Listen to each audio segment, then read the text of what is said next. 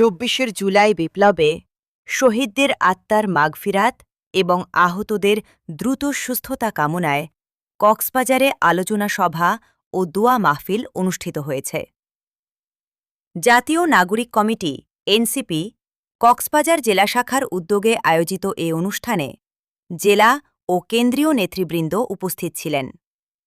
কক্সবাজারে জাতীয় নাগরিক কমিটির উদ্যোগে আয়োজিত এই দোয়া মাহফিলে সভাপতিত্ব করেন জেলা কমিটির সিনিয়র যুগ্ম আহ্বায়ক মুহাম্মদ খালিদ বিন সাঈদ। অনুষ্ঠানে প্রধান অতিথি হিসেবে উপস্থিত ছিলেন কেন্দ্রীয় কমিটির অন্যতম সদস্য সুজা উদ্দিন। তিনি বলেন, জুলাই বিপ্লবে শহীদদের আত্মত্যাগ জাতিকে চিরঋণী করে গেছে। যে ২৪-এর ফ্যাসিস্ট বিরোধী যে আন্দোলন, সে আন্দোলনে সারা বাংলাদেশের মাদ্রাসা শিক্ষার্থী থেকে শুরু করে সকল অংশের মানুষ সেখানে অংশগ্রহণ করে একটা ফ্যাসিস্ট বিরোধী আন্দোলন করে। শহীদদের স্বপ্নের বৈষম্যহীন বাংলাদেশ গড়ে তুলতে সবাইকে ঐক্যবদ্ধভাবে কাজ করার আহ্বান জানান তিনি। একই সঙ্গে শহীদ পরিবার ও আহতদের পাশে থাকার প্রত্যয়ও ব্যক্ত করেন।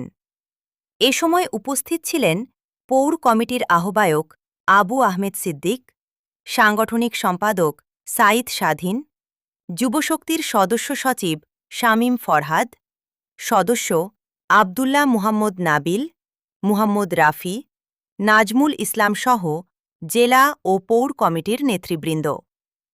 বক্তারা বলেন, জুলাইয়ের চেতনা ধারণ করে ন্যায়ভিত্তিক সমাজ গঠনে তরুণদের ঐক্যবদ্ধ হতে হবে।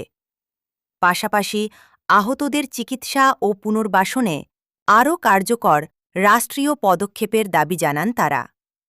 আলোচনা সভা শেষে জুলাই বিপ্লবের সকল শহীদের আত্মার মাগফিরাত এবং আহতদের দ্রুত সুস্থতা কামনা করে বিশেষ মোনাজাত অনুষ্ঠিত হয়। বাংলাদেশ জাতীয় নাগরিক পার্টি কক্সবাজার জেলা উদ্যোগে আজকের আয়োজিত জুলাই বিপ্লবের স্মরণে তাদের মাগফিরাতের রব্বুল আলামিন তাদের জন্য দোয়া মাহফিলের আয়োজন করা হয়েছে। রব্বুল আলামিন শুরু থেকে শেষ পর্যন্ত যত আলোচনা হয়েছে সব আলোচনাকে কবর করেন, ওইগুলোকে মাফ করে সবকে গুণ আপনার শান মোতাবেক বৃদ্ধি করে দিয়ে বলেন হাদিয়াতান তুহফাতান জানাব মুহাম্মদ রাসূলুল্লাহ সাল্লাল্লাহু আলাইহি ওয়াসাল্লামের রওজা মুবারাকে পৌঁছে দেন। وسلام على المرسلين والحمد لله رب العالمين إلا الله محمد رسول الله।